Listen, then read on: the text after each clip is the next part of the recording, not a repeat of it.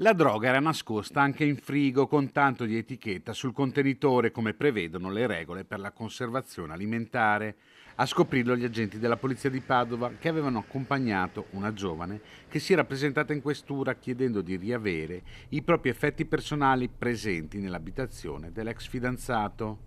Per tutelare la ragazza, quindi, gli agenti l'hanno accompagnata, notando però qualcosa di sospetto prima nel frigo dove, su un involucro, c'era scritto Trip e conteneva LSD.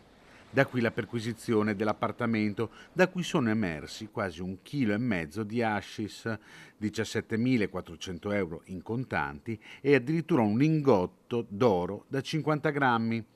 Nel tentativo di darsi alla fuga, un giovane ha prima lanciato una federa contenente della droga dalla finestra per poi provare ad uscirne anche lui. Il giovane però è stato fermato dalla polizia e arrestato per detenzione e spaccio di stupefacenti, mentre la droga e i contanti sono stati sequestrati.